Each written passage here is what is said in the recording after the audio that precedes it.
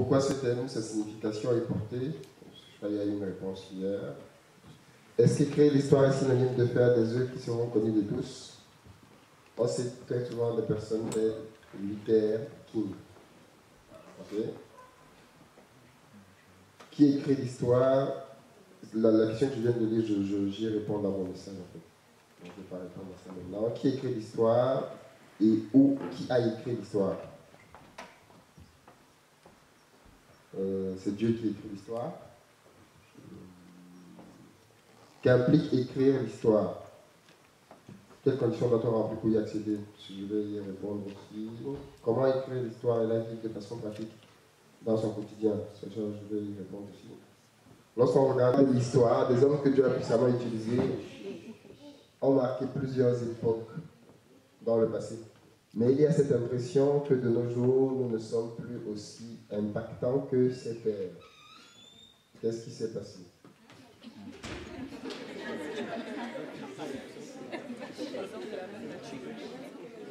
Comment allier les diversités de points de vue des églises dans un même pays?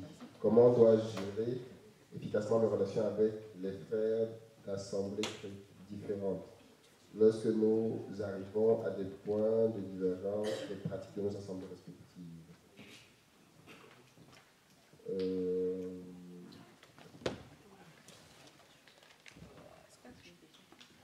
L'amitié ou les relations entre personnes, excepté dans le mariage. Parce que je pense que le mariage est le point dans lequel, si vous n'êtes pas d'accord, donc finalement ne vous mariez pas. Par contre, en amitié avec quelqu'un de lambda, une divergence doctrinale n'est pas supposée impacter votre relation. Le fait que vous ne soyez pas d'accord sur un point fait juste... enfin, c'est une différence, tout comme vous pouvez supporter deux équipes de foot différentes. Maintenant, il faudrait vous assurer quand même que la divergence n'est pas très grande, c'est-à-dire si la personne croit à l'évangile de la prospérité et que vous ne croyez pas, pour moi c'est une grande différence quand même. C'est un évangile, c'est un message dangereux, pernicieux, mais l'attitude peut être la même. Je pense qu'il faut aimer les gens. Donc si vous avez un ami qui est divergent de vous, ça ne vous empêche pas de lui manifester de l'amour, ça reste un ami, ça reste un frère. Même dans ce groupe, je suis sûr que beaucoup d'entre vous ont des positions doctrinales très différentes. Donc ça n'empêche pas que vous puissiez vous retrouver, partager sur des choses en commun. Parce qu'en tant que chrétien, en général, normalement, ce qu'on a en commun est beaucoup plus nombreux que ce qui nous divise ou ce sur quoi on diverge. Ce n'est pas normal que des petits points de divergence détruisent une amitié. La solution n'est pas non plus de ne plus jamais parler de ce point-là, parce qu'il y en a qui se disent, bon, comme on n'est pas d'accord sur tel et tel point, ça devient des sujets tabous. Non, au contraire. Il faut oser en reparler au bon moment, pas non plus que chaque fois que vous voyez vous ramener ce sujet. Sinon, l'autre va vous fuir au bout d'un moment. Ou sinon, il va avoir le sentiment que vous voulez à tout prix qu'il épouse votre idée. Ce n'est pas le but d'une amitié non plus. Mais quand l'occasion arrive et que le sujet est sur la table, vous n'hésitez pas à me dire ce que vous pensez. Moi, mes meilleurs amis, au fil des années, j'ai vu comment leur position, même la mienne, a évolué sur des trucs sur lesquels au départ on n'était pas d'accord. Au final, je me suis rendu compte qu'ils avaient raison, ils se sont rendus compte que j'avais raison.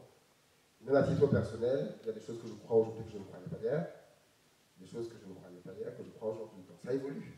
Donc pour moi, ce n'est pas une raison pour arrêter une amitié ou quelque chose de ce genre-là. Au contraire, il faut manifester de l'amour aux gens dans cette circonstance-là. Donc, je ne sais pas trop ce qui s'est passé avec le téléphone, j'ai perdu le... Tu peux me montrer comment on retrouve chaque fois?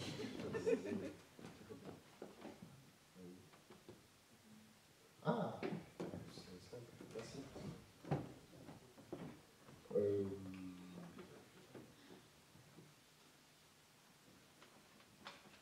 Et puis il faut se dire quand il y a divergence entre deux points, soit il a raison, j'ai tort, soit j'ai raison, il a tort, soit tous les deux on a tort. C'est pas dit que l'un de nous deux a raison. À moins que ce soit une question à oui ou non. Et à ce moment-là, si un dit oui et l'autre dit non, forcément l'un des deux a raison. Mais c'est pas souvent comme ça les questions dans la Bible, c'est pas forcément des oui et non. Comment rester suffisamment équilibré quand on a dit spirituel, mon intimité avec Dieu, l'ouverture sur le monde où je vis. Ça, on en a parlé hier. Comment être sensible à la voix de Dieu au quotidien. J'aurais aimé que la personne me reformule. Ça veut dire quoi, la voix de Dieu? Pour moi, ce sont des expressions fourre-tout. Je peux répondre, mais je crains qu'on n'ait pas la même compréhension de la voix de Dieu. Donc, si la personne est dans la salle, elle peut reformuler sa question. Dans l'état, je ne suis pas sûr de comprendre ce que la personne veut dire. Mais c'est vrai que ce sont des mots qui reviennent souvent dans le jargon chrétien. Sensible à l'esprit, sensible à ceci. Apparemment, on est très, très endurci, donc on a besoin d'être sensible. Dieu n'est pas dans les sensations. Comment savoir que Dieu m'agrée dans ce que je fais? C'est simple, on en a parlé à la Bible. Dieu t'agrée si tu fais ce qui est écrit dans la Bible. Il n'a pas beaucoup plus compliqué que ça. Si ce que tu fais, c'est d'après ce qui est écrit dans la Bible, peu importe les émotions, peu importe ce que les amis pensent, ce que tu fais, c'est ce qu'il faut faire. Il n'y a pas d'autre moyen que celui-là.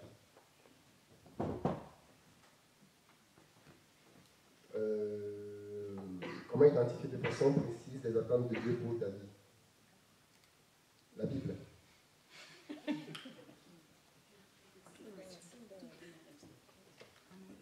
Mais c'est vrai. Peut-être que vous voulez que je vous dise autre chose. La Bible est trop longue. Vous voulez une formule? Ça voulait que tu sois précis. La Bible est trop longue. C'est une autre manière de dire qu'il faut une formule, c'est ça? Pratique. Ah, être pratique. Alors, c'était quoi la question déjà? Comment savoir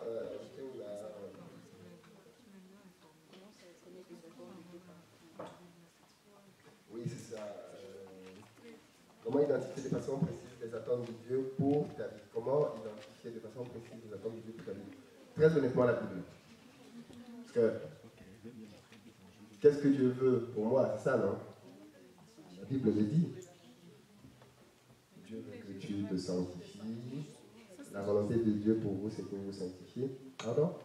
Je sais que la Bible parle généralement, maintenant, si c'est pas moi qui pose la question, évidemment. La Bible parle en général, donc maintenant, si tu veux un particulier, pourquoi... C'est-à-dire quoi, particulier? Je sais pas.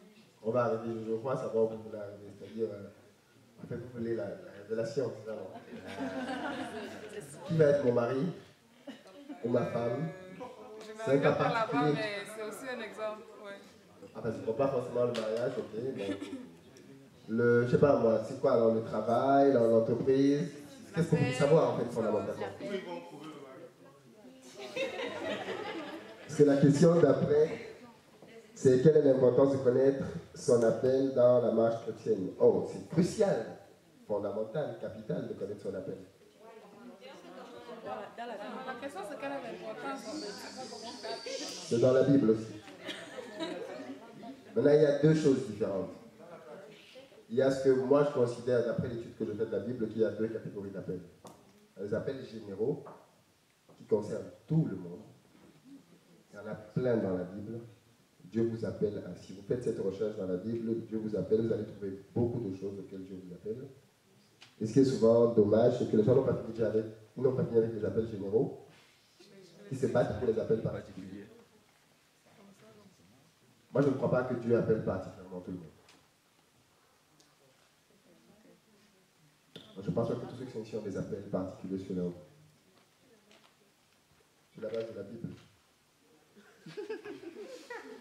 C'est très simple, comme je dis, le christianisme n'a pas commencé avec nous aussi. Tous ici, nous avions des appels particuliers. Alors tout le monde dans l'église primitive aurait des appels. Un appel général, c'est Dieu vous appelle à être saint.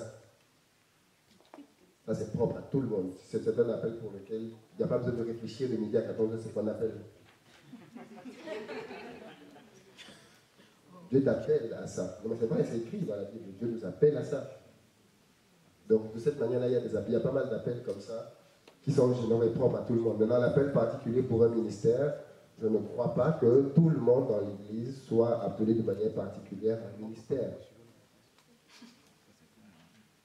Pas du tout. Si nous sommes tous appelés à des ministères, bon, mais finalement, qui va servir qui?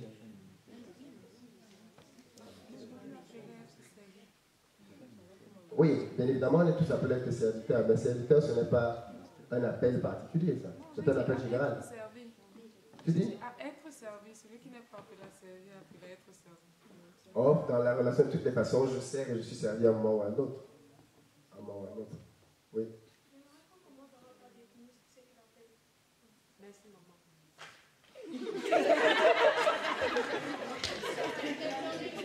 Alors,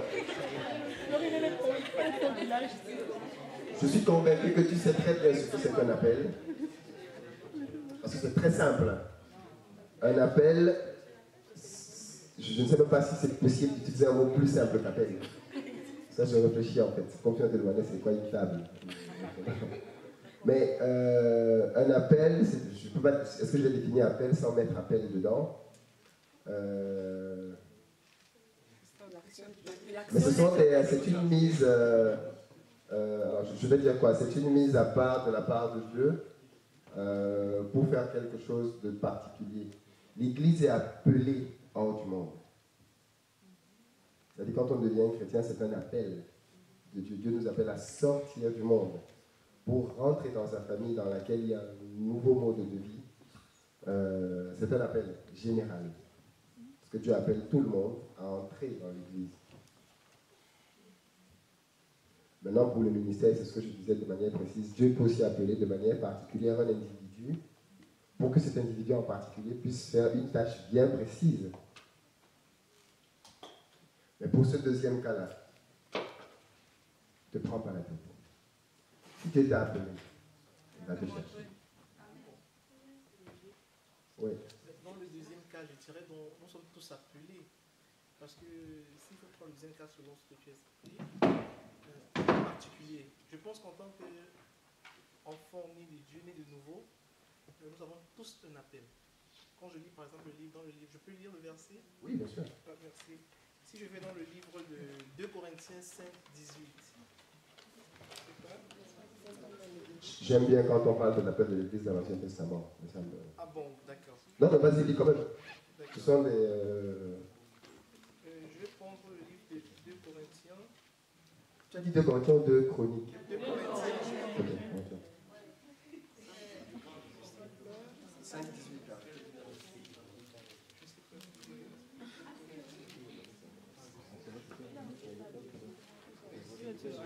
D'accord. Là, il est écrit « Et tout cela vient de Dieu qui nous a réconciliés avec lui par Christ et qui nous a donné le ministère. » Bon, je commence au verset 17, pour qu'on comprenne bien. Il dit « Si quelqu'un est en Christ, il est une nouvelle créature. Les choses anciennes sont passées, voici toutes choses sont devenues nouvelles. » Le 18. « Et tout cela vient de Dieu qui nous a réconciliés avec lui par Christ et qui nous a donné le ministère de la réconciliation. Car Dieu était en Christ, réconciliant le monde avec lui, en n'imputant point aux hommes leurs offenses, et il a mis en nous la parole de la réconciliation. Nous faisons donc des fonctions d'ambassadeurs pour Christ, comme si Dieu exhortait par nous. Donc, nous vous en supplions au nom de Christ, soyez réconciliés avec Dieu. Bon, à lire à ce verset, je comprends donc que toute personne de nouveau a un ministère automatiquement, le ministère de la réconciliation, et qui est, moi j'assimile à l'évangélisation. On est d'accord là-dessus, jusqu'à présent on est d'accord. On est d'accord, oui. C'est un appel général, tout à fait. Ok, ça veut dire que tout le monde, tout enfant est de nouveau un appel, cet appel particulier. Tout à fait, tout le monde doit évangéliser. Ça fait partie des appels généraux. D'accord. Oui. Est-ce que ce serait possible d'avoir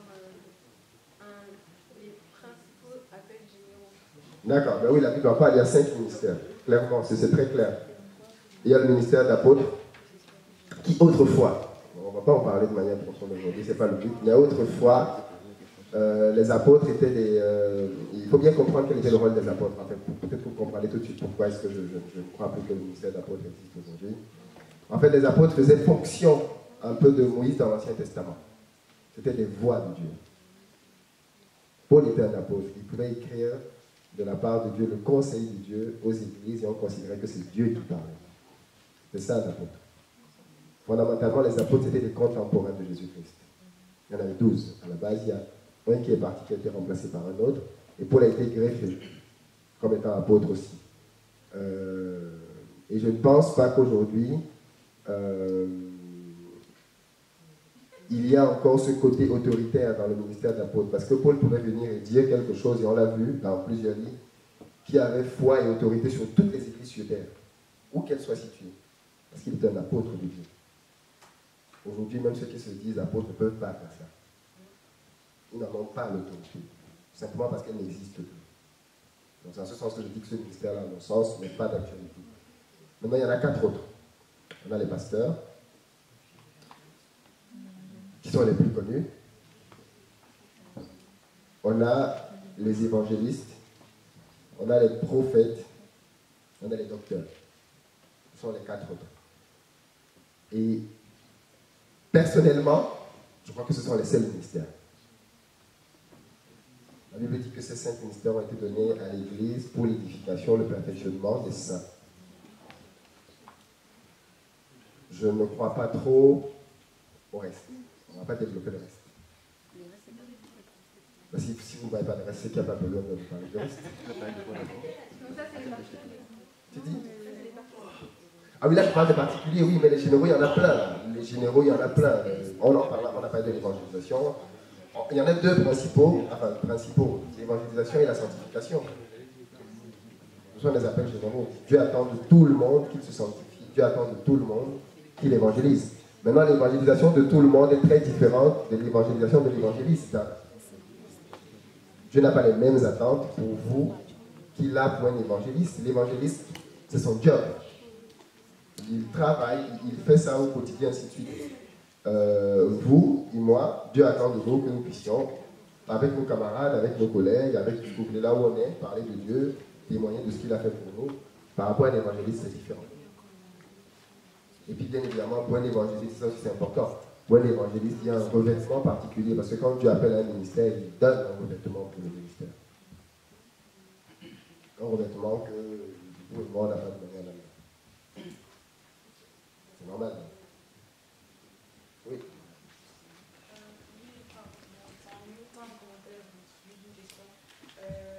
pense qu'après quelques points, on mystifie peut-être un peu trop, on mélange un peu trop des choses. Je ne suis pas très versée dans tout ce qui est appel, mais je pense quand même que toute personne a, les œuvres d'avance ont été préparées pour elle, pour qu'elle les pratique. Et qu'il est important de s'approcher de Dieu pour avoir une idée ou tout simplement une direction. Ce n'est pas forcément un appel au sens où on sera le prochain matin, peut-être que je ne sais pas. On ne sait pas forcément, ainsi pas l'éternel, l'éclair va tomber, mais je pense qu'en fonction de notre personnalité, de l'endroit, des circonstances dans lesquelles on a pu vivre, des dons qu'on peut avoir, des talents qu'on peut avoir, je pense que toutes ces choses nous sont données parce que Dieu a une direction qu'il a prévue pour notre vie. Et je pense que c'est quelque chose qu'il est important de réaliser et c'est quelque chose qu'il est important de... je pense qu'il est aussi important de s'approcher de Dieu pour pouvoir vraiment réaliser ces choses. Parce que si on commence à se dire que bon, il y a des appels généraux, des appels particuliers, ce qui peut être vrai, mais je pense qu'il faut aussi qu'on mette le point sur le fait que dans ta vie, tu dois avoir un but. Tu dois avoir un but. Après, c'est pas forcément l'appel du pôle, je sais pas quoi, mais tu dois avoir un but. Tu dois te rapprocher de Dieu par rapport à ça. Est-ce que je pense? C'est ce que je ne pense pas. Je précise pourquoi je ne le pense pas, parce que je pense que ce sont des... Justement, ce sont des... Comment j'appelle ça? Ce sont des... c'est une manière de voir qui culpabilise les gens. Parce que tout de suite, moi je connais des chrétiens, quand ils te disent bonjour, tu es chrétien, on dit c'est quoi ton appel? Ah oui. C'est la base, tu ne connais pas ça, mais tu ne sais à rien. Celui qui ne sait pas où il va nulle part. Tu es chrétien depuis combien? En 5 minutes, tu ressors de là, tu es traumatisé. Clairement. Et les gens maintenant qui vivent avec pour objectif désormais de découvrir qu'est-ce que Dieu attend d'eux, qu'est-ce que Dieu veut qu'ils fassent. Et je leur dis, mais attendez, avec tout ce que Dieu demande déjà de faire dans la Bible, vous avez terminé avec ça au point de vous ennuyer aujourd'hui et de vouloir autre chose? Parce que Pierre est clair là-dessus. Il liste 9 choses. Et il dit que ceux qui se donnent entièrement à ces choses n'ont pas le temps d'être oisifs. Parce que moi, j'estime que ceux qui cherchent partout ce qu'ils doivent faire, ce sont des gens qui sont oisifs, en fait. Ils ont déjà tout fait. Et maintenant, parce qu'ils veulent encore s'occuper, ils veulent chercher autre chose. Moi, je pense plutôt ceci. Et je crois que la Bible, sur ce coup-là, me soutient. En tout cas, c'est ce que je crois et que je partage depuis des années. Vous n'avez vu personne, et je dis bien absolument personne. Et là, pour le coup, je prends toute la Bible, de l'Ancien Testament au Nouveau Testament, venir un jour vers Dieu en disant quel est mon appel. Vous avez vu ça dans la Bible? Jamais. Je dis bien, personne dans la Bible n'est venu un seul jour vers Dieu pour lui dire « Oh, quel est mon appel? Qu'est-ce que tu veux que je fasse ?» Ça n'existe pas dans les Écritures. Paul, c'est même le meilleur cas pour prouver le contraire. Jésus est venu chercher celui qui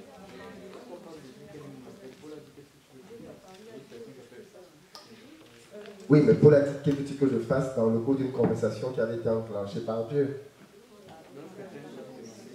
Un chrétien peut faire tout ce qu'il veut, il est libre. On ne dit pas que tout est permis, il peut faire ce qu'il veut. Non, mais fondamentalement, plus sérieusement, je pense que le bon cheminement de la vie chrétienne, c'est celui qu'on voit avec des gens comme David, dont on va un peu parler ce matin, comme Paul. En tant que chrétien, quand quelqu'un se convertit, il doit vivre la réalité de la vie chrétienne. Il doit pouvoir travailler à sa sanctification, il doit pouvoir travailler à l'enseignement, à étudier la Bible. Il doit pouvoir servir dans son assemblée, là où il est. Il doit pouvoir évangéliser, ainsi de suite. Ce sont des choses que Dieu attend de tout enfant de Dieu. Je pense justement que pendant qu'il est en train de faire ce travail-là, si Dieu veut l'appeler, lui, pour quelque chose de particulier, Dieu viendra le chercher dans ce qu'il est en train de faire pour lui dire, comme il a fait avec Paul, qui travaillait avec tout le monde, et Barnabas avec les autres anciens de l'Église, ils travaillaient ensemble. Dieu est venu un jour dire, bon, ok, aujourd'hui je veux qu'on me mette Paul et Barnabas à part. Mais avant ça, Paul travaillait comme un ancien classique de l'Assemblée. Il n'était pas en train de chercher que Dieu lui dise quoi faire, puisqu'il avait déjà des choses à faire. Et je pense que quand vous pouvez voir la Bible et que vous voyez même les appels de Jésus, Paul, Pierre, Jean, toutes ces personnes vivaient leur vie quotidienne. Et un jour, Jésus-Christ est venu à leur rencontre pour leur dire « Suis-moi ». Dieu qui initie l'appel, parce que c'est lui qui appelle. On ne va pas chercher les appels. Maintenant, dans votre vie, ce que vous devez faire, parce qu'attention, il ne faut pas croire que parce que vous n'avez pas d'appel particulier, vous ne pouvez pas faire grand-chose ou que vous ferez moins de choses. Ce n'est pas vrai. Une vie chrétienne réussie est une vie, pas dans laquelle on a fait beaucoup de choses, dans laquelle on a fait ce que Dieu voulait qu'on fasse. Amen. Si Dieu veut que tu fasses 2 choses et tu en fais 10, tu as échoué. Ça, il faut bien le comprendre. Si Dieu veut que tu fasses, je le dis bien, s'il veut que tu fasses 2 ou 3 choses et que tu en fasses 15, non, tu as complètement raté. Hein. Tu devais faire 2 ou 3. C'est pour ça qu'on sera peut-être surpris au ciel. Je vois qu'il y a des gens qui n'ont pas eu la notoriété de Paul, mais qui ont pourtant la même récompense. Et peut-être même d'autres plus grandes que Paul.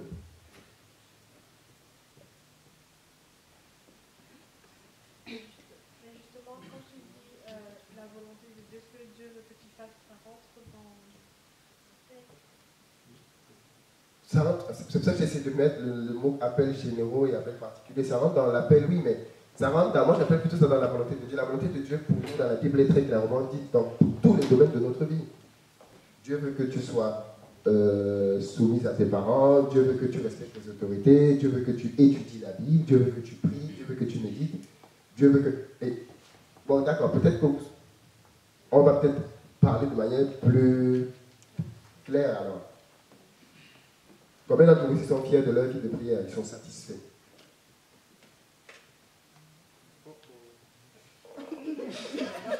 Vous levez la main si vous estimez que vous êtes satisfait de votre vie de prière. Il n'y a pas 10 mains qui se lèvent. Même pas 5, j'en ai vu 3. Je lève, c'est ce que j'ai vu, peut-être il y a une 4e qui s'est levée, je n'ai pas vu, mais il n'y en a pas 5 en tout cas. Ça veut dire qu'il y a du boulot, n'est-ce pas? Ouais. Vous n'avez pas fini avec la vie de prière, de la mettre en ordre, et vous vous projetez déjà sur l'appel. Et c'est ce que je dis, c'est que c'est de l'oisiveté. Il y a des choses à faire qu'on ne fait pas, on se défocalise de ces choses-là pour aller en chercher d'autres. Mais tu ne pries déjà pas de manière disciplinée. Et tu veux que Dieu te donne plus grand. Mais il dit d'être fidèle dans les petites déjà. Occupe-toi déjà de ce qu'il t'a donné à faire, de la tâche que tu as à faire, et fais-la bien si demain dans ton assemblée. On te confie une responsabilité, fais-la bien. Démontre par ton engagement, par ta manière de travailler, que tu es quelqu'un de sérieux, qui a les choses de Dieu à cœur. Et à partir de là, les gens te confieront autre chose.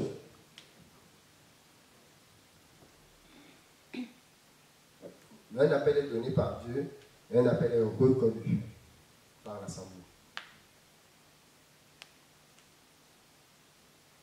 C'est pour ça que je disais que les appels particuliers, les ministères particuliers qui jaillissent, le ministère de tel avec les noms derrière, il y en a peut-être derrière qui ont vraiment eu des appels. Hein.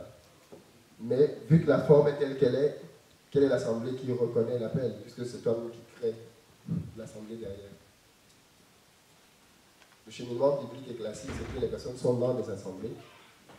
Dieu donne un appel, l'Assemblée reconnaît l'appel, et l'Assemblée donne à la personne de pouvoir occuper la fonction qui va avec l'appel.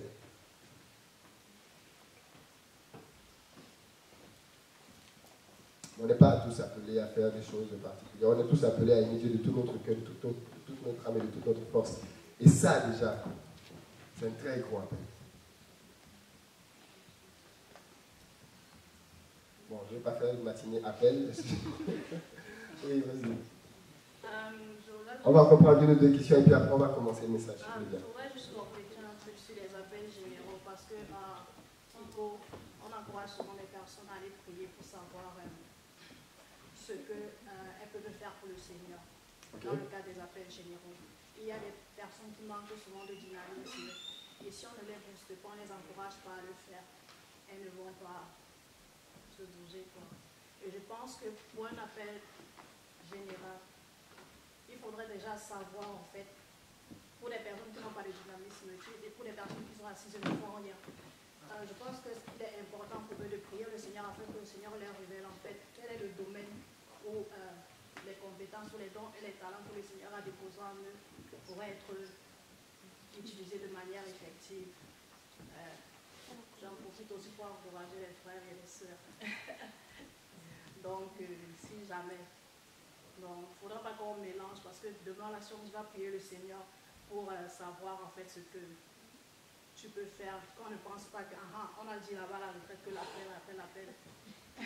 Mais ce qu'elle dit est très pertinent et c'est très important qu'elle en parle parce que ce serait juste, et c'est d'ailleurs je supplie que vous ne releviez pas, parce que si je suis en train de dire quelque chose alors que vous pratiquez le contraire, c'est bon d'en parler, car à la limite, soit je clarifie mon point pour comprendre et rejoindre ce que vous dites, soit que je diverge, mais c'est bon effectivement de pouvoir préciser. Alors, par rapport à ce que tu dis, ce que je comprends, vous savez, pour ce qui concerne les talents,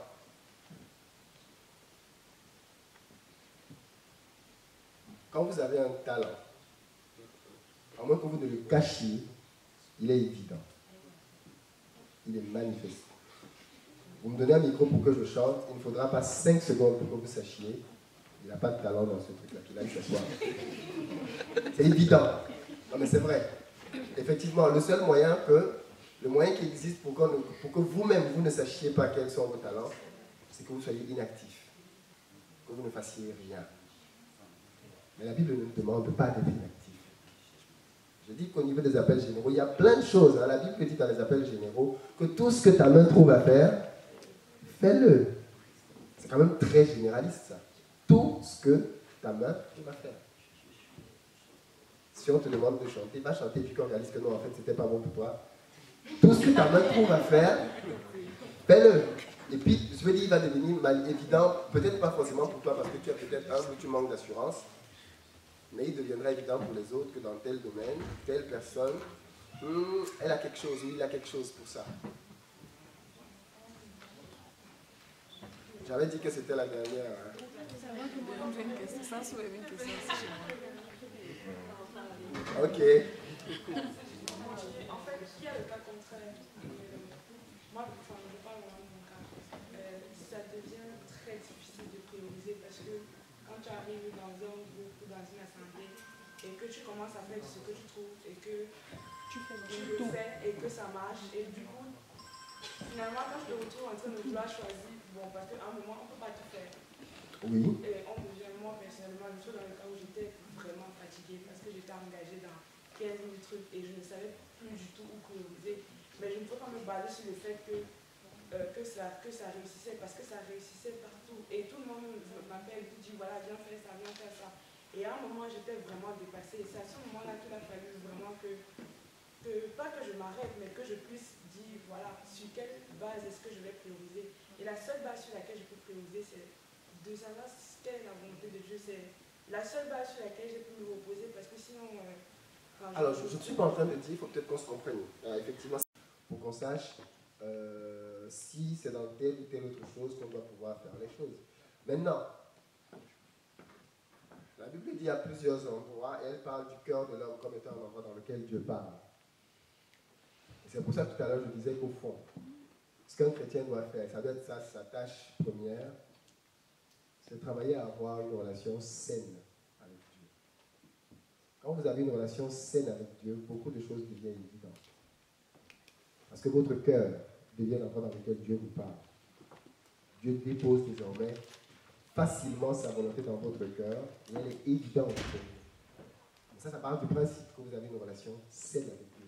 Si vous avez une relation dans laquelle vous êtes en dents de scie parce qu'il y a le péché, et c'est encore le même, la Bible dit clairement que c'est le péché qui m'a amené une séparation entre Dieu et nous. Donc, si vous avez une relation dans laquelle le péché est là, présent, règne, c'est normal que désormais votre cœur ne soit plus fiable. Mais si votre relation est claire et saine avec Dieu, votre cœur vraiment devient un endroit privilégié par lequel Dieu vous parle. Je ne dis pas que parce que vous avez quelque chose qui vous monte à cœur, il ne faut pas l'éprouver non plus. Pas du tout. Mais la Bible, encore la Bible, nous donne des moyens d'éprouver. Si un frère vient me dire vraiment, j'ai eu quelque chose qui est monté dans mon cœur là pour la sœur telle. Mais la sœur telle, c'est l'épouse de tel, oui, mais j'ai dans mon cœur que c'est elle. Non, frère. Moi, j'ai pas dans mon cœur, non. Voilà, donc, il faut quand même, non mais c'est vrai, il faut quand même éprouver, parce que du cœur peuvent sortir beaucoup de choses. Mais fondamentalement, quand on a une bonne relation avec Dieu, vous savez, au fond, et ça revient encore à ce qu'on disait hier, c'est qui croyez-vous que Dieu est en fait? Parce que le problème, c'est qu'on croit vraiment qu'on fait beaucoup de choses dans nos vies qui échappent à Dieu. Moi, je vous dis non. Dieu sait qui vous allez rencontrer dans votre vie, du premier jour de votre naissance jusqu'à votre mort. Toutes les personnes que vous allez rencontrer et toutes celles devant lesquelles vous êtes passé peut-être 15 fois et vous ne leur avez jamais parlé, vous ne les avez même jamais remarquées. Dieu au contrôle de tout. En fait, Dieu est au contrôle de tout. Ce que c'est supposé entraîner dans nos têtes, c'est une confiance absolue en Dieu. Moi, j'ai toujours su que par rapport à tout ce qui était, par exemple, choix d'un conjoint, je ne me suis pas pris la tête. Je savais qu'il fallait que j'ai une bonne relation avec Dieu. Si je m'embarque dans un truc qui n'est pas clair, Dieu va m'en sortir vite fait. Il n'y a pas besoin de stresser le Seigneur, c'est elle, c'est pas elle. Ouh là là, mais j'ai vu ci, ouais, mais j'ai pas rêvé 3 fois. Ouais, mais non. J'ai une relation clean avec Dieu. Point. Il y a des sœurs que j'ai vues, je n'ai pas eu le temps de réfléchir une deuxième fois que non, en fait, voilà. Pour une raison ou pour une autre, la sœur avait disparu de mon vie. Moi, j'ai toujours une histoire comme ça qui m'a beaucoup marqué. C'est celle d'une camarade de classe. J'en parle beaucoup, peut-être que vous en avez déjà parlé déjà. Elle vit en Allemagne d'ailleurs. Une camarade de classe en terminale. C'était ma voisine de bord. Elle était chrétienne. Et je crois que cette fille-là a été un instrument dont Dieu s'est servi pour commencer à matérialiser. Et cette fille-là, elle s'appelle Chamako. Peut-être que vous la connaissez.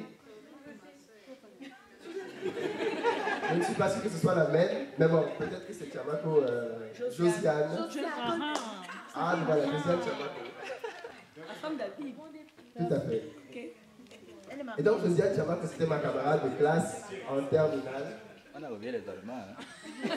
Ah, ça, t'as vu? On a oublié les Allemands. Et mais écoutez l'histoire. Enfin, peut-être que l'histoire nous on va passer au message. Les feux de l'amour.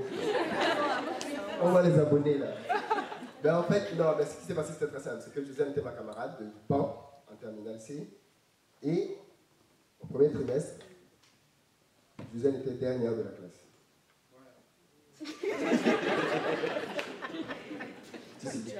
Ou pas loin de là. Je crois qu'elle avait eu une moyenne, je ne sais plus trop, 4 ou 5, un truc comme ça.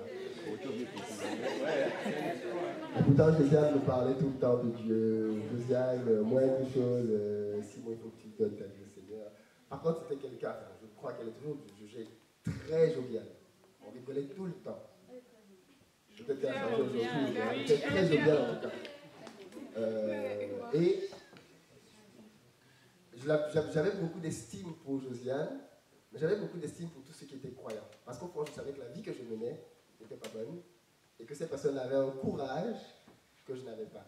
Donc, même quand les camarades de classe prenaient à partie Josiane, parce que quand Josiane était l'une, il y avait un deuxième chrétien, on lui se cachait dans sa foi, Josiane s'affichait clairement. Donc, même quand les camarades de classe tiraient sur Josiane, à la limite, j'étais un peu le mec qui disait non, non, non, là-dessus, je ne vous suis pas. Parce que j'avais quand même le sentiment que non, parce que cette fille est quand même clean, quoi. C'est nous qui sommes dans le mauvais chemin et il n'y a pas de raison qu'on se moque d'elle. Deuxième trimestre, Josiane a augmenté dans sa moyenne. Je ne sais pas combien elle était. Je crois qu'elle était vers 8 ou 9 de moyenne. Vous savez, en terminant le troisième trimestre, on ne voit pas les résultats. Enfin, tout le monde est déjà dans la préparation de son bac, quelque part, caché. Donc, tu ne sais pas combien a eu quoi, qui, voilà. Ce qui m'avait juste frappé, c'est qu'à la fin de l'année, Josiane a eu son bac. Ah non, moi j'ai raté le mien. J'avais raté mon bac cette année-là. Et ça m'a beaucoup parlé parce que je me suis dit, pas du côté, c'est Dieu qui l'a aidé à avoir le bac. Non, non, c'est pas, enfin, je n'avais pas eu ce recul à ce moment-là. Mais ça m'avait beaucoup frappé parce que je me suis dit, c'était vraiment quelqu'un de différent de toutes les autres personnes que je connaissais. Et quand je suis arrivé en terminale, j'avais eu un accident pendant le foot, je m'étais fracturé le mandibule. Donc on m'avait fermé la bouche pour, un peu comme quand on plâtre un membre. On ne peut pas plâtrer la bouche. On immobilise la bouche avec un appareil. Donc on avait immobilisé ma bouche et je ne pouvais pas parler parce que mes dents étaient collées. De temps que ça, je ne pouvais pas manger non plus. J'ai découvert le jeûne sans être chrétien. Et c'était pour en plus 40 jours. J'ai fait 40 jours avec ma bouche fermée. Donc tout ce que j'avais, c'était de l'eau que je pouvais faire passer entre les dents, ou du lait, des trucs comme ça. Là, je n'étais pas très gros, mais j'ai bien maigri à ce moment-là. Je me rappelle en terminale, donc, alors il y a un prof, je crois que c'est le prof d'anglais, parce que le prof d'anglais, on a eu 2 scènes. Le prof d'anglais qui avait posé une question et il m'avait pointé du doigt quand je réponds, parce que je faisais du bruit dans la classe, donc j'étais connu. En première, parce qu'on est arrivé en terminale, c'était en début d'année. Et là, je ne pouvais pas répondre. Enfin, j'ai répondu avec ma bouche fermée. Le prof a eu le sentiment que je me moquais de lui. Comme les camarades étaient habitués, ils n'ont pas rigolé sur le coup. Parce que bon, je savais que je parlais comme ça pendant ces jours-là. Et le prof n'a pas du tout apprécié. Il m'a mis dehors, enfin, il a essayé parce que la classe s'est à la limite révoltée. Non, non, non, non, il est malade, ainsi de suite. Donc le prof est venu vérifier mes dents. Et quelques semaines après, quand on m'a enlevé l'appareil, je me rappellerai toujours de cette scène. J'étais en train de discuter avec Josiane et je ne sais plus ce qu'on se disait à ce moment-là, mais je sais on parlait du mariage, parce que Josiane m'interpellait sur le fait qu'il faut avoir une femme, des trucs comme ça, il faut arrêter de papillonner, chercher les filles et tout. Et ce jour-là, elle m'a dit, on était en train de discuter, je crois qu'elle m'a lancé un défi du type, je ne sais plus par rapport au fait que je n'étais pas sérieux comme garçon, et puis j'ai voulu lui montrer que non, je pouvais être sérieux. Et là, vous savez, il y a des moments dans la classe où tout le monde parle. Et puis vous parlez, et puis tout d'un coup tout le monde se tait, bim. Et si tu parles, tout le monde entend tout ce que tu dis. Je me souviens juste qu'à un moment donné, c'était encore le cours d'anglais. Toute la salle a juste m'a entendu dire, Tiama, est-ce que tu veux m'épouser? Le prof s'est retrouvé dans une colère noire. Vous deux, dehors. Et du coup, il a viré Chamako du coup aussi. Mais en gros, je me suis converti 2 ans et demi après. Et à partir du moment de ma conversion, je n'avais qu'une idée, retrouver Chamako. Chamako était parti en Allemagne après le bac. Je l'avais complètement perdu de vue. Plus aucune nouvelle. De toute façon, j'avais pas eu mon bac. Et de deux, je n'étais pas chrétien. Mais bon, je veux dire, quand je vivais à Chamako au quotidien, je n'en avais pas l'idée du tout. Hein. Mais quand je me suis converti, je me suis souvenu que maintenant, il y avait Chamako comme camarade, et ainsi de suite. Mais je n'avais plus aucun moyen de la connaître. À l'époque, il n'y avait pas les mails. Enfin, 3 ans après, les mails étaient vulgaires, mais en terminale, il n'y en avait pas, donc je n'avais aucun contact de Chamako. Je suis arrivé en France. Et pour le coup, j'ai essayé de retrouver nos anciens camarades. J'ai cherché Chamako partout. Je demandais à tout le monde, est-ce que tu as les contacts de Chamako? Personne ne savait où Chamako était sur Terre. Absolument personne. C'est pas grave, je n'étais pas découragé. Mais c'est pour dire que Dieu conduit nos pas. J'ai cherché Chamako pendant longtemps. Je ne l'ai pas tout trouvé. Et en fin d'année, je crois que c'était 2010, donc j'étais en France depuis peut-être 2 ans. Non, depuis 1 an. 2009, je suis venu à Liège. Là, c'était ma première fois d'arriver à Liège. Et en plus, c'est à Liège que tout ça va se passer. Je suis arrivé à Liège. Et pendant que j'étais à Liège pour le week-end, je reçois un mail d'un camarade qui me dit « Oh, tu cherches toujours Chamako ?» Et comment? Et il dit « Oui, je cherche Chamako. » Il m'envoie, voilà son mail. Donc, j'envoie un mail à Chamako. Fin d'année, vers décembre, c'était les vacances de fin d'année. Et ça n'a pas tardé, Chamako me répond. Bim! Ah, j'étais super content. Donc, du coup, je lui donne le numéro d'endroit où je suis, on s'appelle. Premier contact, elle était très contente que je me sois converti. On rigole, on parle de tout. Bien évidemment, la question n'a pas tardé. Tu es marié? Je lui demande. Elle me dit non, pas encore, mais je suis en relation.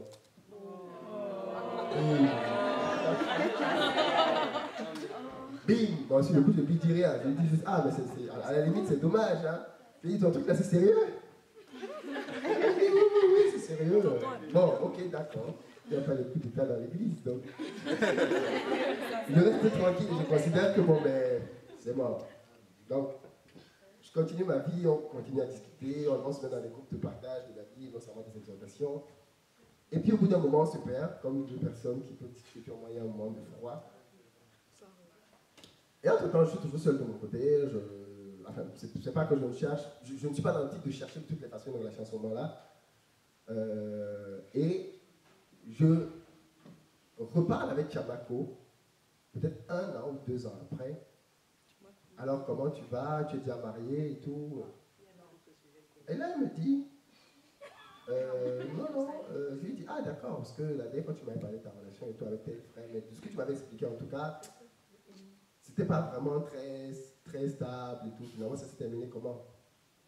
Et là, elle me dit, oh non, mais avec lui, ça s'est terminé depuis. Je suis maintenant avec quelqu'un d'autre. Et là, à l'instant, j'ai compris. En fait, non, laisse tomber. C'est pas. Non, oui, cette fille-là, il se passe par l'état avec la Bible avec qui s'est mariée derrière.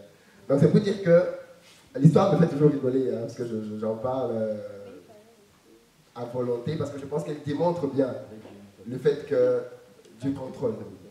Ah oui. Dieu contrôle nos vies. Et pour Dieu, il n'y a pas de hasard. Absolument pas du tout. Humainement parlant, on aurait pu se dire, oh mais c'est dommage, j'aurais pu rester là, je ne sais pas moi, attendre que X, Y, Z, et de l'autre côté, on aurait pu dire, mais non, c'est pas bien d'être là à attendre qu'une relation se brise. Ou à l'autre côté, on aurait pu dire, oui, mais quand ça s'est terminé, peut-être qu'elle aurait pu penser à toi. On peut faire 1 milliard de scénarios possibles pour expliquer ci ou expliquer ça, mais la vérité, c'est que Dieu est souverain dans nos vies. Il me dit que avant qu'on le naisse, il nous connaissait. Mais s'il nous connaissait, ça veut dire qu'il connaissait nos 2 parents. Et qu'il savait que ces 2-là se mettraient ensemble. Parce que si l'un de 2 s'était mis avec quelqu'un d'autre, c'est pas nous qui serions là. On est d'accord? Donc faisons-lui confiance. Et ça, c'est valable pour tous les domaines. J'ai pris ce cas-là. Et c'est vraiment valable pour tous les autres domaines. Quand on marche fidèlement avec Dieu, La Bible dit qu'il a plané les sentiers. Il ouvre des portes et il enferme d'autres. Mais il faut lui faire confiance.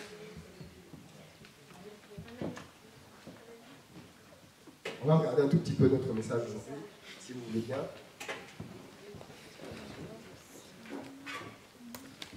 Et on va beaucoup lire dans la Bible.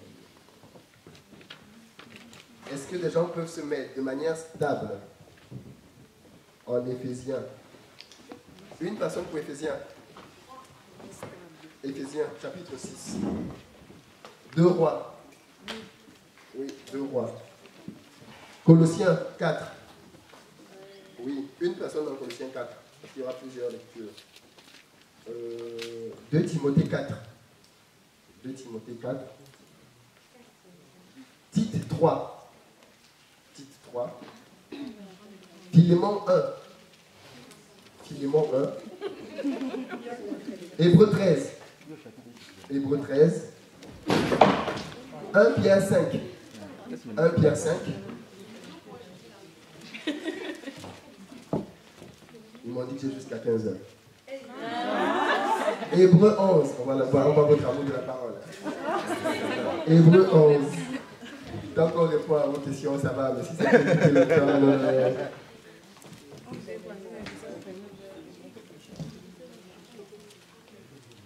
2 Corinthiens. 2 Corinthiens 12. 2 Corinthiens 12. 2 Corinthiens 11. 2 Corinthiens 11. 2 Corinthiens 6. 2 Corinthiens 6. Et voilà. Si ça c'est lire toute la Bible, elle est petite dans ta Bible. Bon allez, c'est parti, on va démarrer. Je vais prier et on va y aller. Seigneur, merci pour cet temps dans ta parole. Merci parce que c'est toi qui enseignes ton peuple. Merci parce que c'est toi qui nous donnes la soif de t'entendre, la soif de venir à toi, de nous abreuver à tes pieds. Nous venons, Seigneur, non pas comme étant simplement assoiffés, mais comme étant désespérément assoiffés. Afin que toi seul puisses étancher notre soif. Viens donc, Seigneur, et parle à nos cœurs avec force. Viens et bouscule nos raisonnements, bouscule nos habitudes et révèle-toi simplement dans ta beauté et dans ta gloire afin que nous t'aimions davantage et que nous donnions tout pour toi. Que toute la gloire te revienne au nom de Jésus. Amen. Amen. Moi, je vais peut-être vous décevoir aujourd'hui parce que je sais que beaucoup de personnes, quand elles venaient à cette retraite pour écrire l'histoire, venaient pour être les Paul X. Ils avaient l'intention, la soif, la volonté de devenir comme Paul. Au fond, c'est ça, beaucoup de chrétiens. Et on va se parler très sincèrement. On va se parler très sincèrement. La première chose, c'est que vous ne devez pas confondre deux choses. Et je crains juste que pour beaucoup, ce soit la deuxième qui nous intéresse. Vous ne devez pas confondre... Quand on peut continuer, vous me dites. On peut? Bon, vous ne devez pas confondre histoire, écrire une histoire, une belle histoire, une grande histoire et la célébrité.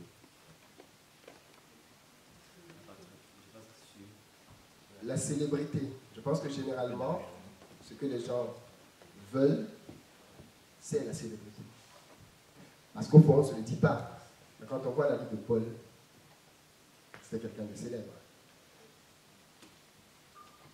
Si Paul avait eu les mêmes exploits en restant dans sa chambre, je ne suis pas sûr que ça aurait le même attrait. Vous remarquerez que généralement, les chrétiens ont pour héros des personnes qui ont eu une certaine célébrité dans la vie. À tel point que je pense qu'ils oublient qu'il y a eu plein d'autres personnes qui n'ont pas du tout eu cette célébrité-là, et pourtant qui étaient des personnes qui ont marché avec Dieu, qui ont écrit de très belles histoires. J'aimerais vous interpeller ce matin en vous donnant quelques points pour celui qui veut écrire une histoire. La première, c'est de savoir que les histoires s'écrivent à l'ombre des regards. Des histoires s'écrivent à l'ombre d'un regard. J'en tiens pour preuve, moi quand j'ai un oncle, et il a, parce qu'ils sont là, ils sont grands maintenant, il a appelé ses 2 enfants Eutiche et Tichik. Eutiche et Tichik. Eutiche et Tichik. Est-ce que ça vous dit quelque chose? Tichik me dit, ouais. Ça signifie qu'en fait. Ça signifie quoi? Non, ce sont des noms. Et Tiche là vient des tiens. Est-ce que vous savez qui est Tiche et qui est Tichik? À l'époque, je n'avais rien compris. Aujourd'hui, avec le recul, je me dis, waouh, quelle idée. Vous savez qui est Tiche? Je ne sais pas s'ils sont frères, mais... Une question. Ah oui, en Christ, oui, ça c'est sûr. Oui. Une question. Oui. Et Tiche là, c'est un mélange entre deux, non? C'est-à-dire, qui est qui? Étienne et Saint-Tiche, je sais pas. Non. Ok. Je pense que c'est peut-être Eutychus dans certaines versions. Ok. C'est le monsieur qui était assis sur le bord. Une fenêtre. Quand Paul prêchait toute la nuit, très longtemps, il est tombé. Mais vous savez, il y a beaucoup d'enseignements qu'on tire de ce message-là. Il y en a qui font de la dégorie, d'autres pas. Mais en tout cas, on dit qu'il était un pied dedans, un pied dehors. Et quand tu as un pied dedans, un pied dehors, qu'est-ce qui se passe? Tu tombes. Et tu ne tombes pas dans la salle. Tu tombes.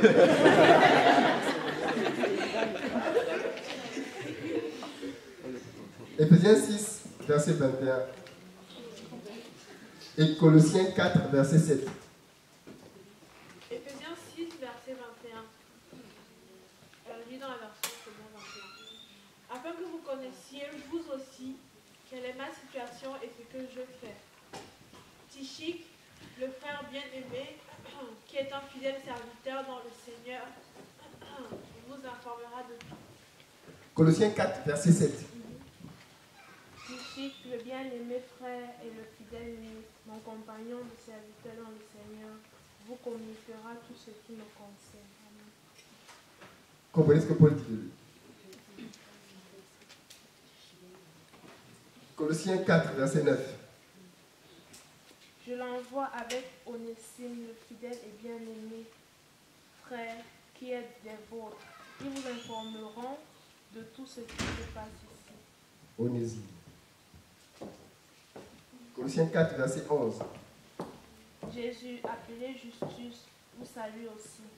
Justus. Ils sont du nombre des circoncis et les seuls qui aient travaillé avec moi pour le Va royaume jusqu'au de verset Dieu 18. s'il te plaît. et qui a été pour moi une consolation. Et Paphras, qui est des vôtres, vous salue, serviteur de Jésus. Il ne cesse de combattre pour vous dans ses prières, afin que, parfait et pleinement persuadé, vous persistiez dans une entière soumission à la volonté de Dieu. Car je lui rends le témoignage qu'il a une grande sollicitude pour vous, pour ceux de Laodicée et pour ceux d'Hiérapolis. Luc, le médecin bien-aimé, vous salue ainsi que Démas. Saluez les frères qui sont à Laodicée et Nymphas et l'église qui est dans sa maison. Lorsque cette lettre aura été lue chez vous, faites en sorte qu'elle soit aussi lue dans l'église des Laodicéens, et que vous lisiez à votre tour celle qui vous arrivera de Laodicée. Et dites à Archippe, prends garde au ministère que tu as reçu dans le Seigneur, afin de le bien remplir. Je vous salue, moi Paul, de ma propre main. Souvenez-vous de mes liens, que la grâce soit avec vous. Amen. Justus, Aristarque, Luc, Démas, Marc, Archippe, Nymphas.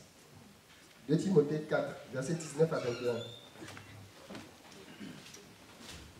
Salut Prisca et Aquilas et la famille d'Onésiphore. Eraste est resté à Corinthe et j'ai laissé Trophime malade à Milet. Tâche de venir avant l'hiver.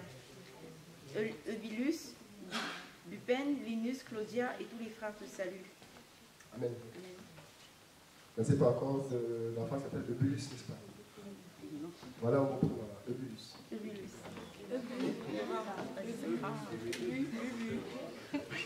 Petite parenthèse sur Trophime, pour mes amis qui croient à la santé divine et la guérison tout le temps, en tout temps. Vous avez remarqué que Paul, le super apôtre, dit qu'il a laissé Trophime, le frère bien-aimé, malade. C'était pas son temps de guérir. Vous voyez, ils ont réponse à tout.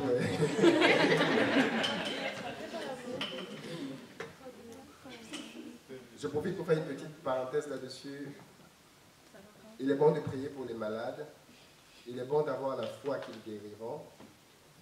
Mais la foi n'est pas l'ultime élément décisif pour que Dieu agisse. L'ultime élément, c'est la volonté de Dieu. Vous pouvez avoir toute la foi du monde et il ne se produira rien du tout si ce n'est pas la volonté de Dieu.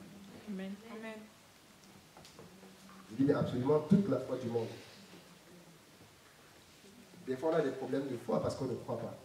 Et je suis d'accord qu'il faut travailler à la foi et croire en Dieu. Et si vous pensez un seul instant que parce que vous avez la foi, c'est bon, c'est pas vrai. Dieu reste souverain sur la foi. Et on peut le voir dans ce cas-là, par exemple. À partir de là, qu'on ne me dise donc pas qu'un chrétien doit pouvoir guérir en tout temps quand il prie. Non, c'est pas vrai, il y a des chrétiens qui meurent de cancer. Et vous serez tellement maladroit, parce que j'en ai vu qui l'ont fait, de leur dire, parce qu'il n'y a pas la foi. Vous savez à quel point ça peut ravager ça? De dire à un père de famille, c'est parce que tu n'as pas la foi pour ton enfant en train de mourir du cancer. Il y en a qui l'ont dit. J'en connais même d'ailleurs qui le disent et qui croient ça. Dans ces cas-là, moi je dis toujours à ces gens-là, de toutes les façons, des gens comme toi, vis seulement. La vie va se charger de t'enseigner. Je ne te souhaite pas d'avoir un cancer. Mais d'une manière ou d'une autre, Dieu t'enseignera. Et tu verras que ce que tu disais aujourd'hui, à mon sens, n'est pas vrai.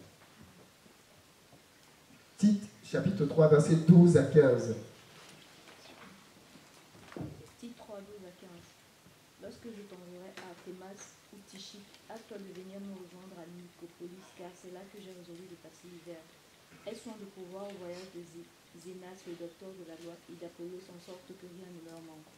Il faut que les nôtres aussi apprennent à pratiquer de bonnes œuvres pour subvenir aux besoins pressants, afin qu'ils ne soient pas sans produire des fruits.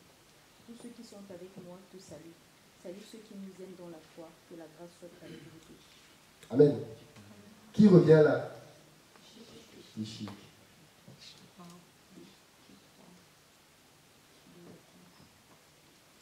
Petite parenthèse, vous entendez bien ce qui est dit à la fin de ce verset. Il faut que les nôtres aussi apprennent à être généreux. C'est pas nouveau les chrétiens chiches. Même depuis l'époque de Paul, ça existait déjà. Et avec un groupe d'amis, mes meilleurs amis d'ailleurs, on a décidé de davantage s'ouvrir. On s'est rendu compte que on peut être chrétien, mais tellement être attaché aux choses. Tellement. Il y a des chrétiens qui, quand ils vous...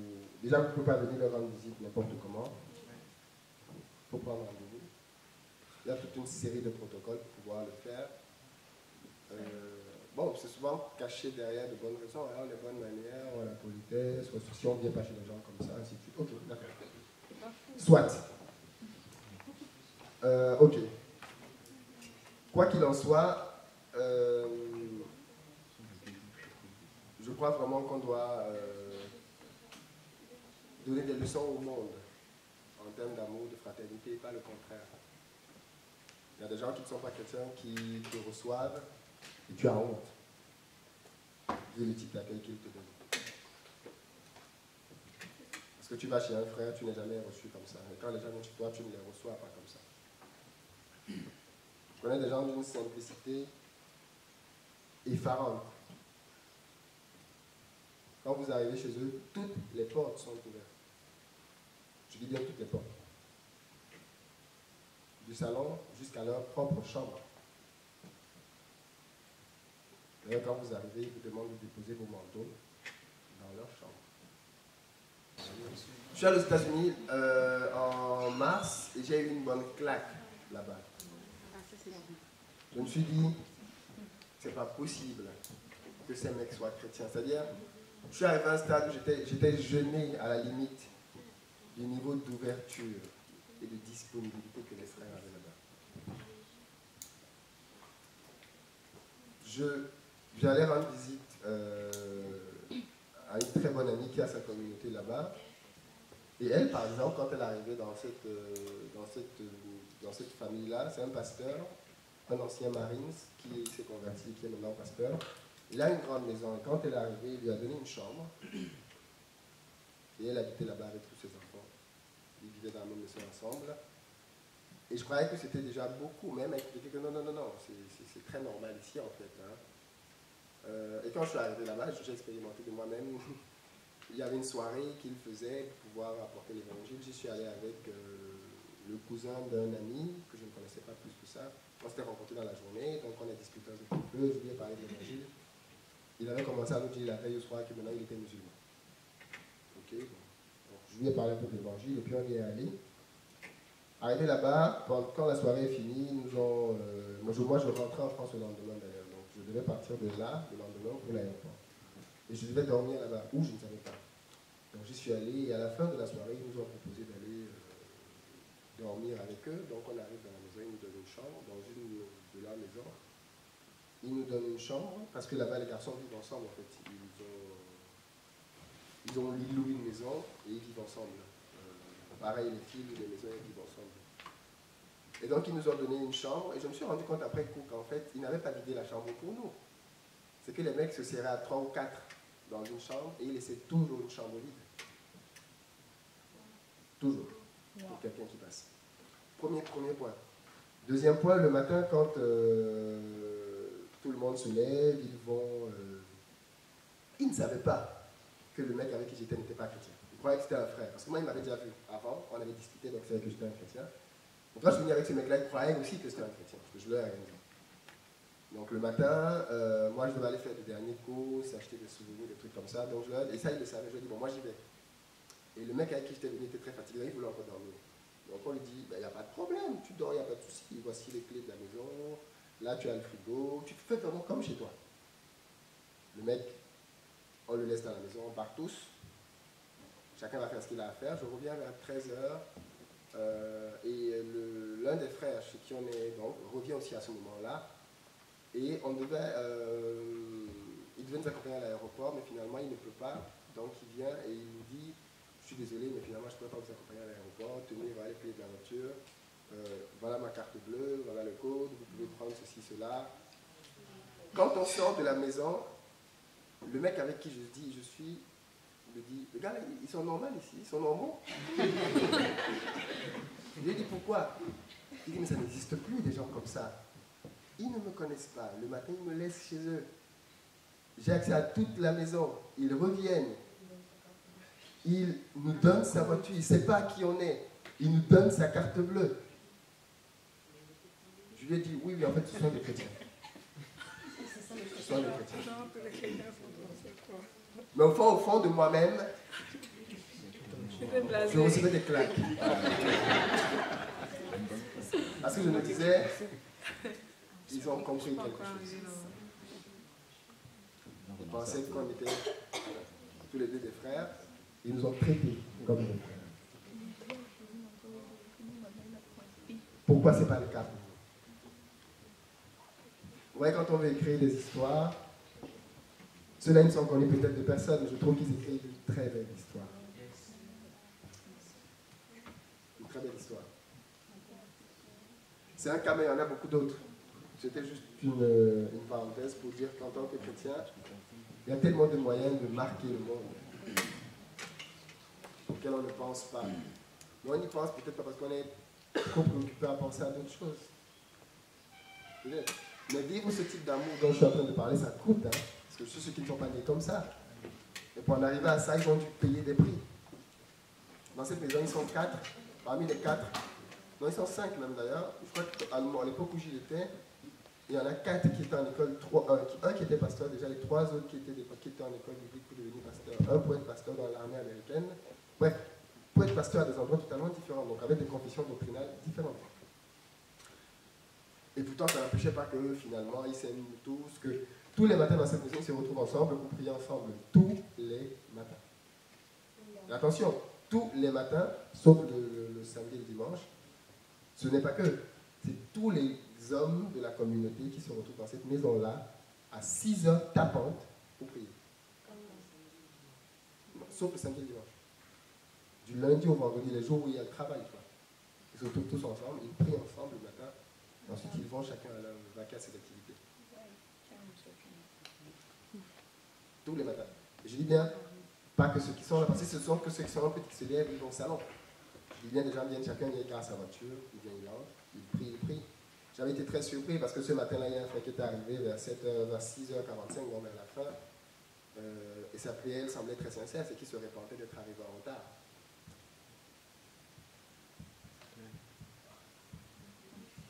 Après, tu te dis, s'ils vivent ça le matin, c'est normal qu'en journée, ils égoïsent. C'est ça en volonté d'impressionner. Hein. Enfin, on n'a pas le sentiment que c'est planifié ou que, ouais, il y a des Français qui sont là, on va leur montrer que. Non, non.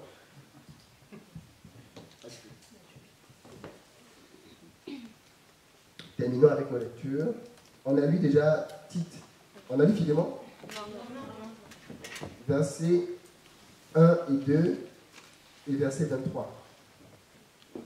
Paul, prisonnier de Jésus-Christ, et le frère Timothée à Philémon, notre bien-aimé et notre compagnon à la sœur Aphia à Archie, notre compagnon de combat, et à l'église qui est dans ta maison.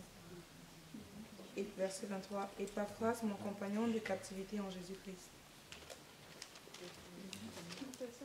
Philémon 1. Hébreux 13, 23. On dit souvent que l'épître aux Hébreux, on ne sait pas qui l'a écrit, mais je pense que ce verset est l'un des éléments qui laisse penser que c'est Paul qui l'a écrit. Verset 23. Sachez que notre frère Timothée a été relâché. S'il vient bientôt, j'irai vous voir avec lui. Ce verset nous apprend que Timothée était en prison et qu'il a été relâché. On ne sait pas beaucoup de choses hein, de la vie de Timothée. Mais au fond, que sait-on véritablement de la vie de toutes les personnes qu'on vient de lister? C'était des compagnons de Paul. Compagnons de Paul, ainsi de suite. Et je suis convaincu qu'autant que Paul a écrit une lettre à Timothée, il aurait pu écrire une lettre à toutes ces personnes. Et pourtant, elles ne sont pas connues. Parce que là, on a quelques-unes, parce que je suis sûr que Paul connaissait d'autres personnes, dont les noms ne sont pas là. Et je pense que quand on lit Paul, c'était quelqu'un de très intransigeant, très rigoureux. Et s'il dit de quelqu'un que c'est un bon frère, c'est un fidèle serviteur, ça veut dire que c'est un bon frère. C'est un fidèle serviteur. Je disais que des histoires s'écrivent à l'ombre des regards. Vous connaissez certainement l'histoire, on va le lire en 2 Rois chapitre 5, versets 1 à 3, l'histoire de Naaman. 2 Rois chapitre 5, versets 1 à 3. Oui. La Bible déclare, Naaman, chef de l'armée du roi de Syrie, jouissait de la faveur de son maître et d'une grande considération, car c'était par lui que l'Éternel avait délivré les Syriens. Mais cet homme fort et vaillant était lépreux. Or, les Syriens étaient sortis par troupes et ils avaient emmené captivement. Ils avaient amené captive une petite fille du pays d'Israël qui était au service de la femme de Naaman. Et elle dit à sa maîtresse, « Oh, si mon Seigneur était auprès du prophète qui est à Samarie, le prophète le guérirait de la lèpre. » Alors, on connaissait peut-être tous la fin de l'histoire. Naaman va débarquer vers le prophète. Et le prophète va lui dire, on va lui dire d'aller voir le prophète. Il va dire, moi je n'entre pas dans une tente pour aller voir le prophète. Appelez le prophète ici. Le prophète va envoyer le prophète, c'est Élie, bien sûr, parce qu'en plus il est tombé sur Élie. C'était Élisée plutôt? Oui, Élisée, c'est ça, qui avait plutôt son disciple. C'est ça. Et Élisée va lui dire, je ne sais pas si c'est chez Élie d'ailleurs qu'il a appris ce genre de manière, mais Élisée va dire, allez le laver dans l'eau 7 fois. Je ne sors pas pour lui parler, quoi. Parce que là, bien évidemment, il y a des pasteurs qui se servent de ça. Regardez la puissance de l'homme de Dieu. Il n'a pas besoin de sortir. Il dit une parole. Donc, allez le laver dans l'eau et il va guérir. Donc les gens sortent et on va dire à Naaman, viens, le prophète dit que tu as été plongé 7 fois dans l'eau. Naaman va être choqué, parce qu'il va dire, c'est quoi cette blague? Avec tous les puissants fleuves qu'on a, vous me dites de venir me plonger dans une petite rigole ici? À quoi ça sert? Qu'il sorte et qu'il vienne me guérir? Naaman va s'énerver, Naaman va dire, moi je rentre. Un de ceux d'ici va lui dire, je dis, tu perds même quoi? Va, plonge-toi dans l'eau 7 fois, puis ça ne fait rien pas. Tu vas arriver jusqu'ici quand même. Naaman va se plonger dans l'eau, il va être guéri. L'histoire est très connue, elle est très célèbre. Mais d'où est partie l'histoire? La petite fille. La petite fille. La petite fille, n'est-ce pas? Je pense que des fois, on a ce genre de rôle dans la vie. Des rôles qui n'ont aucune gloire apparente, mais sans lesquels rien ne se serait passé. Si cette petite fille n'était pas là, en captivité, il ne se serait absolument rien passé du tout. Et ce serait un tort de penser que l'histoire de cette petite fille, on ne prend même pas la peine de donner son nom. Ce serait un tort de penser que l'histoire de cette petite fille n'est pas grande ou n'est pas glorieuse. Et ce serait un tort de penser que si demain vous ne tirez pas l'histoire de Paul, parce que j'aime souvent le rappeler, il n'y a eu qu'un seul Paul. Ce n'est pas pourtant que vous avez échoué ou que votre histoire n'a pas de sens. Non, vous pouvez être ingénieur et avoir une très belle histoire dans votre entourage. Vous pouvez être étudiant et avoir une très belle histoire en tant qu'étudiant. Vous pouvez d'ailleurs être pasteur, tout ce que vous voulez, et complètement passer à côté aussi. Le deuxième point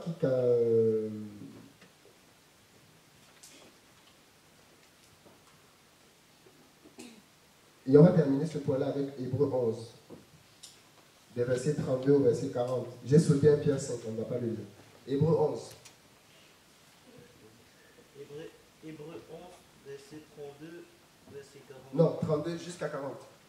Pas juste 32 et 40. Hébreux 11, verset 32 jusqu'à 40. Et que dirais-je encore?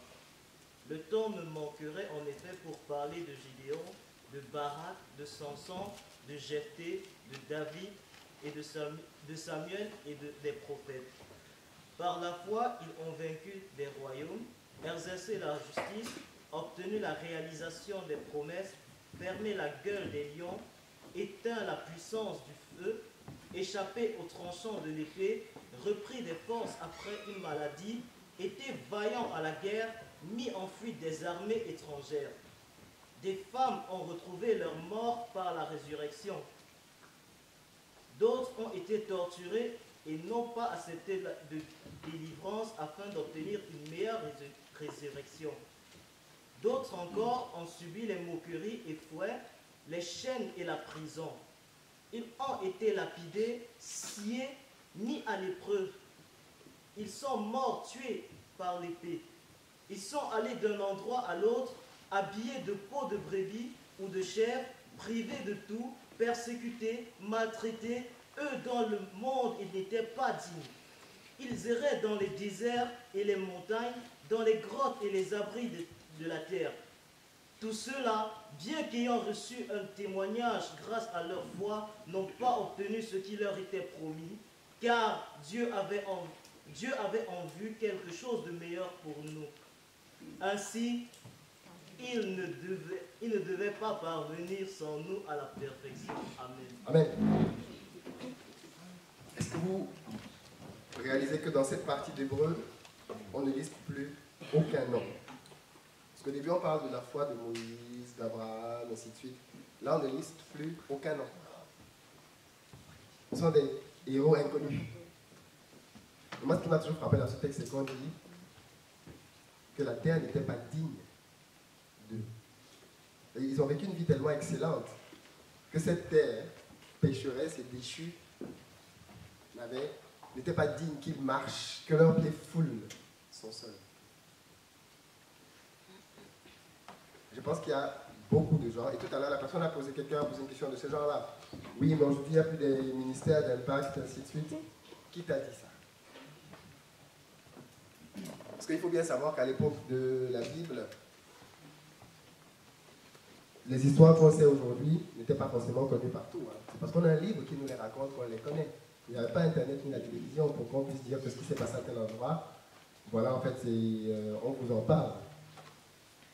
Absolument pas du tout.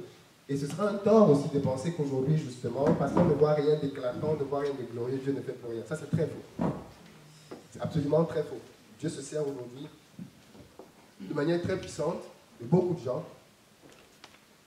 parfois même sous nos yeux. Maintenant, la question, c'est peut-être pourquoi est-ce que nous, Dieu ne se sert pas de nous? Moi, la réponse est très simple. Généralement, quand quelqu'un marche fidèlement avec Dieu, sans même s'en rendre compte, Dieu a déjà commencé à se servir de nous. Amen. Si vous êtes quelqu'un d'intègre, de droit, de fidèle à Dieu, Dieu se sert déjà de vous. Je n'ai pas besoin de vous connaître. Il se sert déjà de vous, là où vous êtes. Vous n'en êtes peut-être juste pas conscient, mais il le fait déjà. Parce que ne l'oubliez pas, hein, celui qui veut vous utiliser en premier, c'est Dieu. Personne ici ne peut vouloir que Dieu l'utilise plus que Dieu ne veut l'utiliser. Personne. Donc vous pouvez être sûr qu'à la première occasion pour vous utiliser, il va le faire.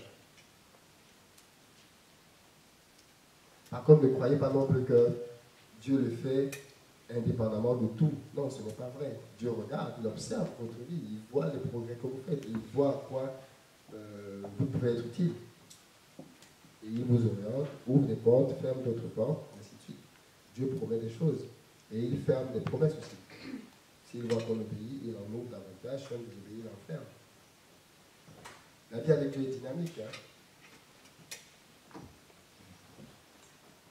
Si vous obéissez, vous avancez. Si vous n'obéissez pas, vous cessez d'avancer, ou il vous détourne, et tout de suite, on va faire autre chose.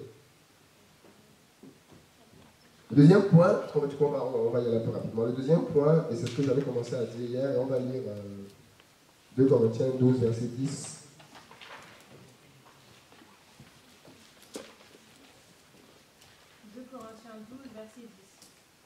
C'est pourquoi je me plais dans les faiblesses, dans les insultes, dans les détresses, dans les persécutions, dans les angoisses pour Christ, car quand je suis faible, c'est alors que je suis fort.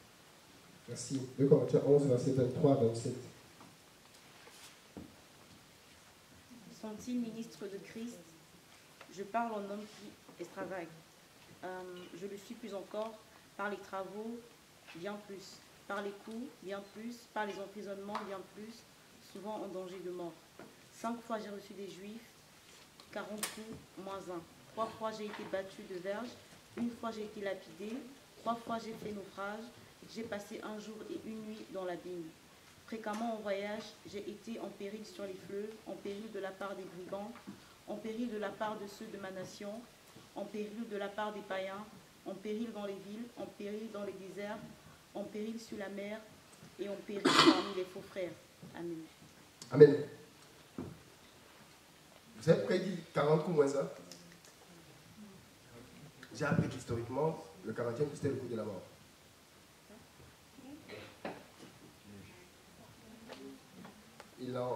Dans leur coutume, 40 coups, le 40e c'est celui de la mort. C'est-à-dire qu'on te tapait à mort et le 40e t'achevait. Donc on lui a donné 39. Ça veut dire qu'il n'en était pas loin. Pas une fois, pas 2 fois. Dernier passage de Corinthiens 6, versets 3 à 10.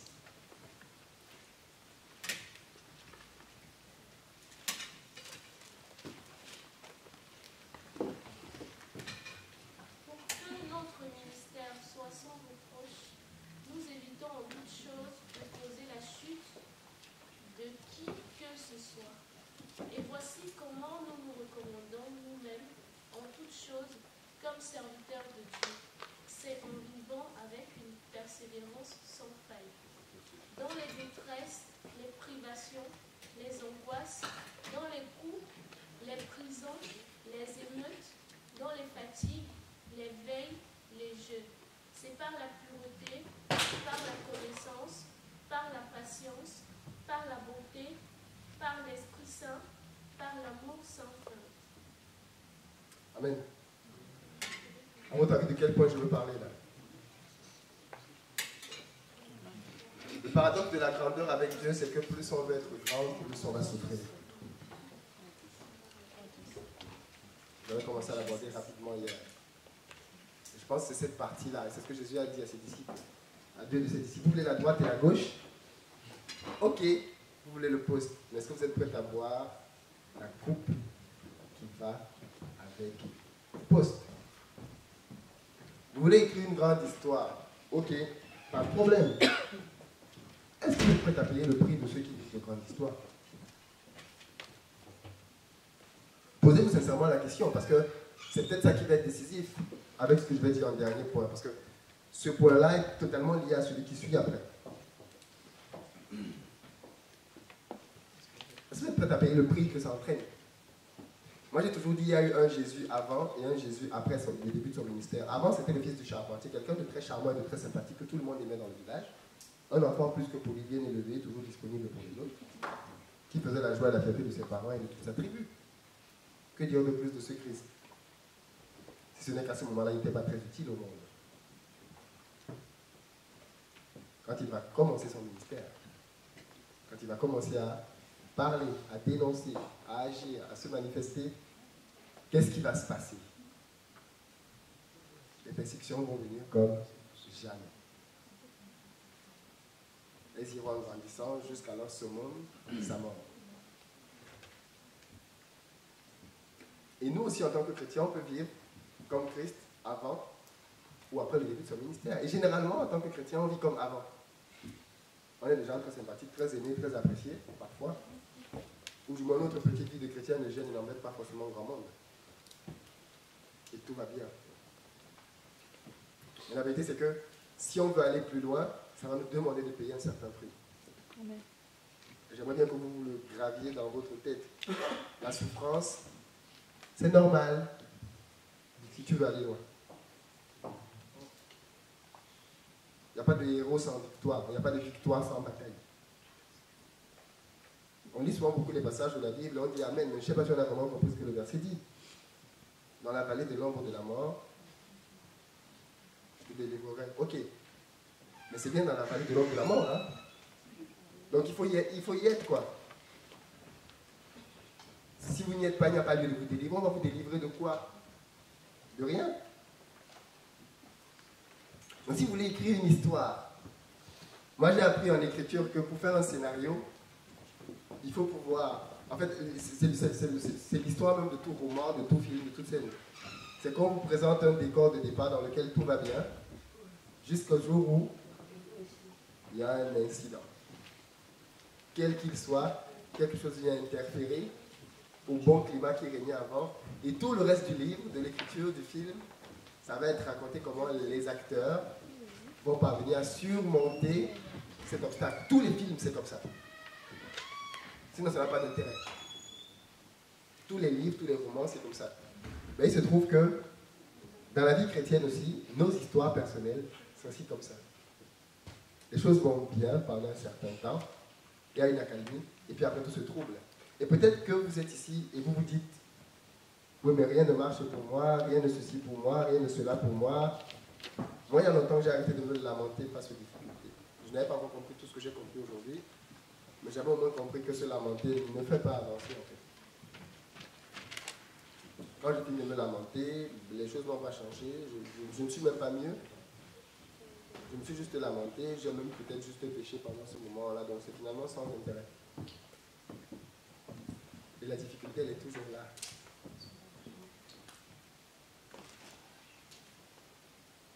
Donc, je tiens juste à vous dire que si vous avez beaucoup de difficultés dans votre vie, c'est bon signe.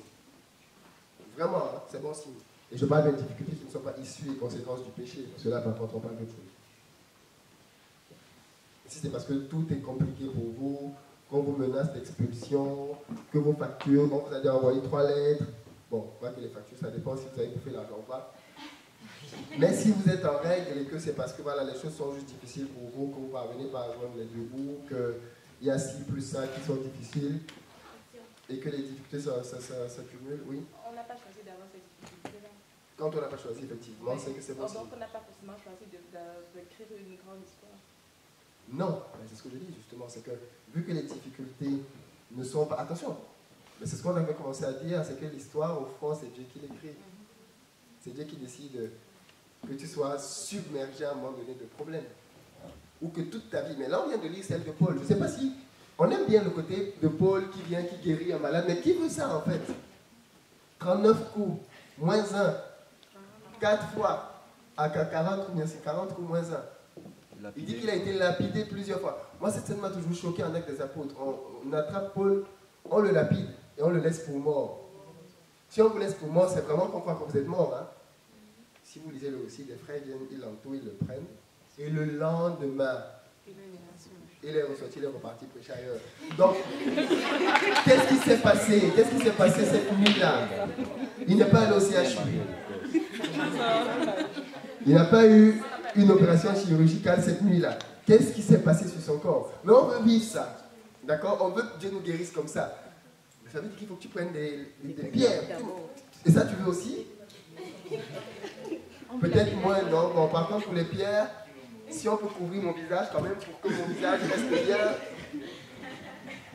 Parce que ce qu'on ne dit pas, c'est que peut-être, quand on le verra au ciel, peut-être que si on pouvait revoir les corps des gens, il ne ressemblait peut-être plus à rien, ce monsieur-là. D'une laideur qui ferait pâlir, je ne sais pas trop combien de personnes. Et même le Christ dont on parle tout le temps, ouais. Il avait une tenue, il marchait tout le temps sur la sueur. Je ne suis pas sûr que quand on s'approchait de lui, il sentait très bon.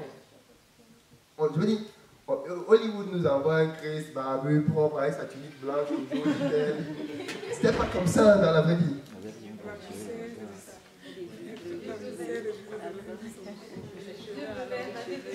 Oui, toujours propre sur lui et tout, posé, calme, avec les bons pas, les sandales sont propres, on a versé deux petites gouttes de poussière. Non, le monsieur était un frappé, il marchait.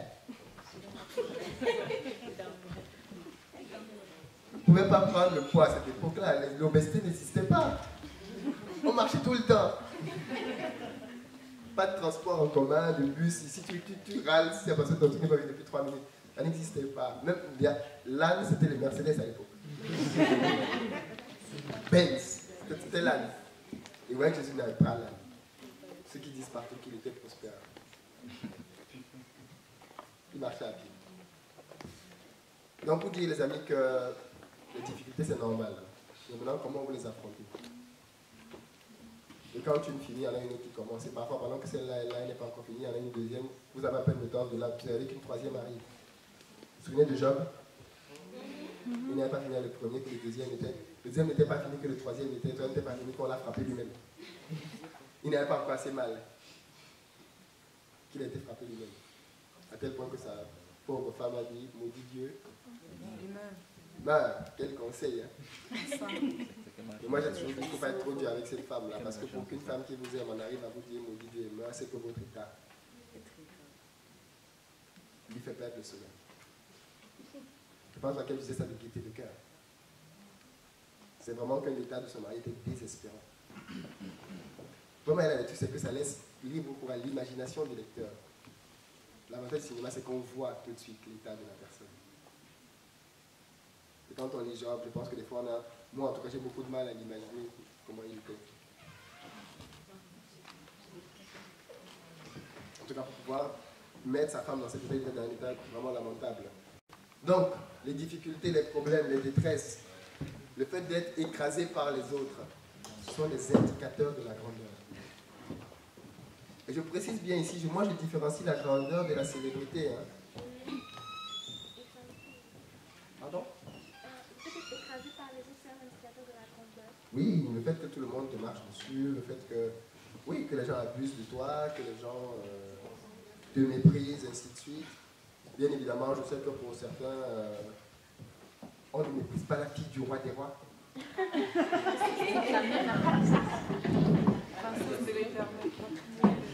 Je suis une princesse. Tous ces titres pompeux dont on se rappelle juste pour justifier notre orgueil.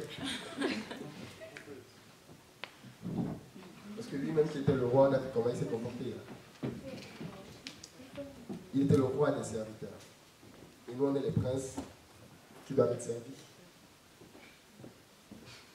Vous connaissez peut-être David Brenner. David Brenner. C'est quelqu'un dont la vie m'a toujours beaucoup challengé. Si vous voulez apprendre à prier, si vous voulez que la vie de quelqu'un dans la prière vous challenge, lisez les livres de David Brenner. B-R-A-I-N-E-R. Brenner, David. David Brenner, c'est quelqu'un qui est mort de tuberculose à l'âge de, je crois, 27 ou 28 ans. 29 ? D'accord, en tout cas moins de 30 ans, c'est sûr. Et David Brenner est allé chez les Indiens apporter l'évangile. Il avait ce feu dans son cœur qui brûlait pour les Indiens. Il sentait qu'il fallait qu'il aille là-bas. C'est des peuples indigènes qui bouffaient l'être humain. Et c'est là-bas qu'il a décidé d'aller prêcher l'évangile. C'est des peuples qui ne lui parlaient pas. Et l'histoire raconte qu'un jour, quand il est arrivé là-bas dans le village, il ne savait même pas qu'il était déjà encerclé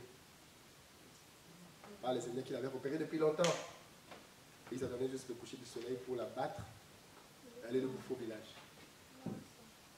David Brenner, sans savoir, hein, mais son cœur était lourd à ce moment-là, il est tombé sur ses genoux et s'est mis à prier. Donc il dit que quand les gars qui voulaient le tuer l'ont entendu prier, ils ne comprenaient pas tout ce qu'il disait.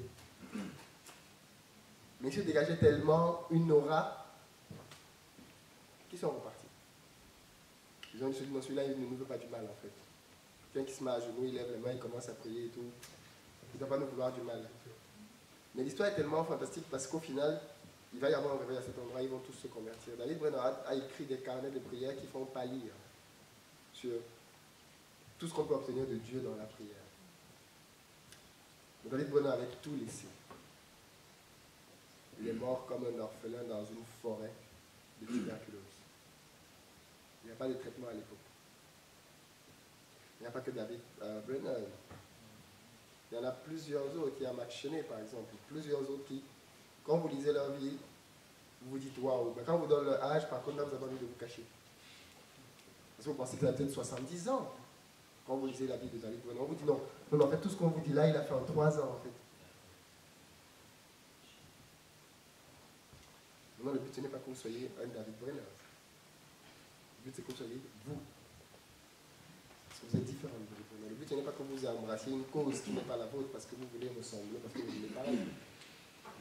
Et je le redis, l'essentiel du travail pour pouvoir, à mon sens, écrire une histoire, c'est de prendre conscience du fait que la souffrance vient avec la grandeur, beaucoup de souffrance. Si vous ne voulez pas écrire une grande histoire, vous allez être peinard, les amis. Dieu ne vous reprochera jamais d'être un chrétien du dimanche. Hein. Le ciel est là, vous allez venir, vous serez à côté du brigand à la croix, vous avez votre petit club là. Mais vous serez là-bas pour l'éternité, alléluia. Personne, puis aussi, il n'y a plus de jalousie. Mais par contre, vous allez voir Cédric ou quelqu'un d'autre, vous allez dire, waouh, il est là-bas. Non, ton cœur est déjà changé. Moi, je te dis alléluia pour lui. Mais oui, il n'y a pas le temps d'être jaloux là-bas. Tout est pur. Heureusement, c'est pas venu salir le ciel avec les choses déjà. Mais le troisième point, et je pense que c'est peut-être celui qui nous manque le plus en fait. Ayant le masque du quoi avec des formes de spiritualité, c'est l'audace. Nous manquons cruellement d'audace.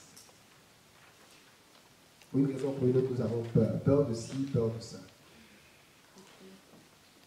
Et les plus spirituels d'entre nous disent, il faut que tu me révèles ce que je dois faire. Et c'est un très bon moyen de se cacher par rapport aux responsabilités que l'on peut prendre. Je suis convaincu, mais ça c'est ma conviction à moi, que David n'a eu aucune révélation de Dieu pour aller se battre avec Goliath. Je pense que Dieu ne lui a dit à aucun moment dans les Écritures, dans son cœur, David, lève-toi et va te battre avec Goliath. Jamais. En tout cas, la Bible ne le dit pas, donc je peux le penser. Et je le pense parce que David a dû se lever parce qu'il connaissait Dieu. Et parce que, au fond, quand David va arriver sur le champ de bataille, on va voir tout de suite qu'il a une analyse différente de la situation. Et ça, ce n'est pas Dieu qui le lui a dit. Pendant que tout le monde sera en train de voir un géant, David sera en train de voir un incirconcis. C'est un changement très important dans l'histoire. C'est que David ne voit pas la même chose que les autres. Et ça, ce n'est pas le fait d'une révélation. Dieu ne lui a pas révélé que c'est un incirconcis, parce que ça en était un. Ça en était un. Il va décider lui-même que le nom de Dieu ne sera pas sali devant lui, David, quitte à ce qu'il en perde la vie. Mais ça ne se fera pas. Et c'est ce pas-là que nous n'avons pas. Nous sommes si prompts à nous battre quand notre propre honneur et notre réputation sont touchés. Il a dit ça de moi, il me connaît. Je le dis de manière caricaturale. Mais quand notre honneur est touché, d'une manière ou d'une autre, on est prompt à se battre jusqu'au bout. À tout bouleverser pour retrouver notre prestige. Mais quand le nom de Dieu est moqué, blasphémé devant nous, on est silencieux comme un chat devant la télé. On ne dit plus rien. Et ça, c'est juste la caractéristique des personnes qui n'écrivent pas d'histoire avec Dieu. On disait de Jésus et de Moïse que c'était les personnes les plus humbles de la terre. Mais je me suis demandé comment quelqu'un d'humble, comme Jésus peut venir dans un temple, il prend un chicotte, il commence à fouetter les gens. C'est pas humble ça. Comment ça se fait que Moïse descende de la colline à plein soleil, casse les tables de Dieu? Mais ça, c'est pas humble du tout. Pourquoi on dit que c'est très humble ces deux-là? J'ai réalisé une chose toute simple, c'est que, en fait, l'humilité dit, et la vraie humilité dit, tant que tu parleras de moi, de mon honneur, de mon intérêt, je ne ferai rien, je ne bougerai pas le petit doigt. Et si tu parles de l'honneur de Dieu, si tu parles pour l'honneur de Dieu, je suis prêt à mourir pour le défendre.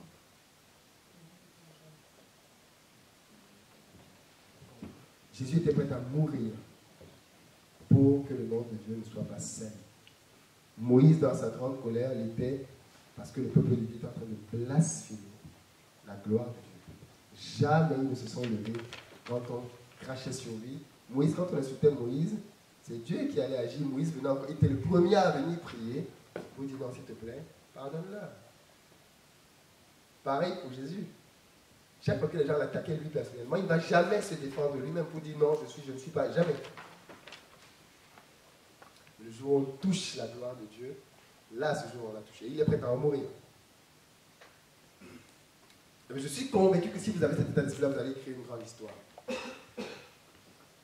Ça, j'en suis absolument convaincu. Si vous avez l'audace que ça entraîne de ne pas laisser le nom de Dieu traîner dans la boue, d'abord par vous-même, mais ensuite par personne d'autre autour de vous, vous allez faire une sérieuse différence. Vous êtes d'accord avec moi que le nom de Dieu est très souvent blasphémé, même parmi nous?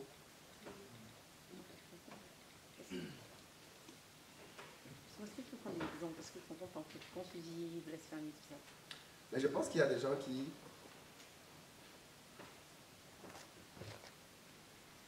portent le nom de chrétien et mènent une vie qui est totalement décousue. Vous savez qu'ils se considèrent comme chrétiens et ils salissent le nom de Dieu de par leur vie. Paul dit avec la plus grande rigueur que pour ces personnes-là, pas le monde, mais les personnes qui portent le nom de Christ et qui le salissent de par leur vie au quotidien, il dit qu'avec ces personnes-là, quand vous les avez repris 1, 2, 3 fois, quand vous avez essayé de voir de monsieur que ça ne marche pas, ne mangez même plus avec eux. Ne saliez même plus. Pourquoi? En fait, effectivement, c'est une marque d'amour. Ah bon? Oui. Parce que c'est la discipline. Et celui qui discipline aime. Maintenant, il y a le méchant qui discipline aussi, hein, c'est vrai. Lui, il prend plaisir à la discipline. Tu n'as même pas encore fait la faute qu'il a dit à le fouet. Oh, tu sais quoi? Je pensais que tu allais tomber.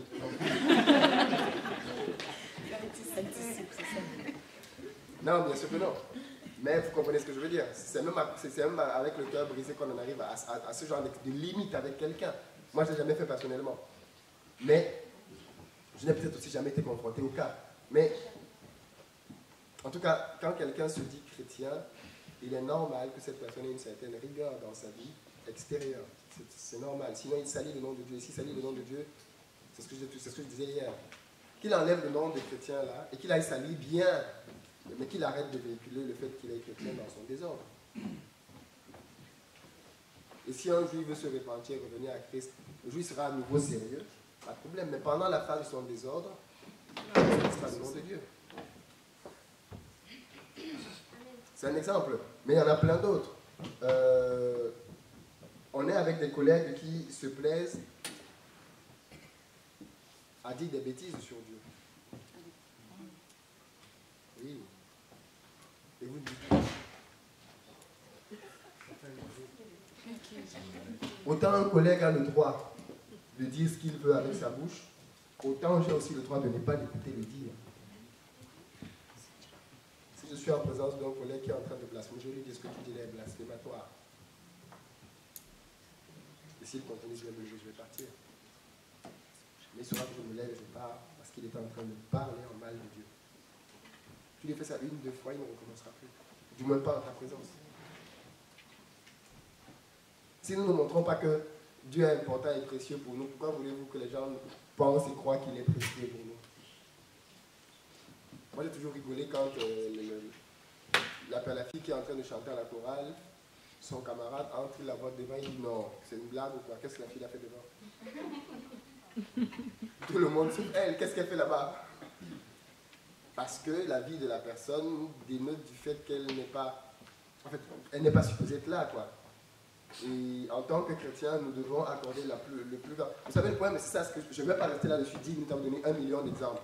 Là aussi, c'est ce qu'on aime bien. Il faut qu'on liste tout. Et ça, c'est pas la vie, ça. Parce que la vie suppose que je ne pourrais vous lister qu'un nombre de cas limité avec mon imagination que je pourrais voir là sur le coup. Mais si vous avez la vie en vous, à chaque fois que la scène se présente, vous identifiez vous-même.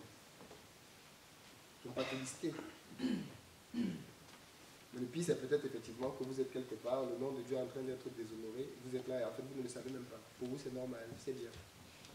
Parce que dans le fait qu'on vendait des trucs dans le temple, Jésus l'a vu. Hein. D'autres l'ont vu aussi. Avant lui, les pharisiens qui aimaient tant que ça Dieu voyaient ça. Mais ils n'y voyaient en rien un déshonneur pour Dieu.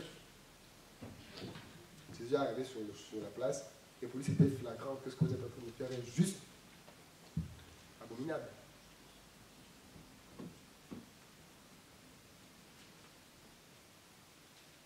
Oui.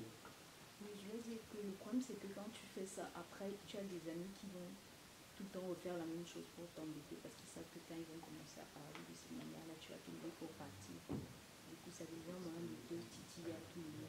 Il n'y a pas de problème, je me lève et je pars. À toutes les fois. Oui. Et si vous continuez de le faire sciemment, je vais vous dire clairement que les amis, bon, je commence à avoir le sentiment que vous ne voulez plus qu'on marche ensemble. Et si c'est le cas, ce n'est pas la peine de vous titiller à chaque fois. Dites-le moi.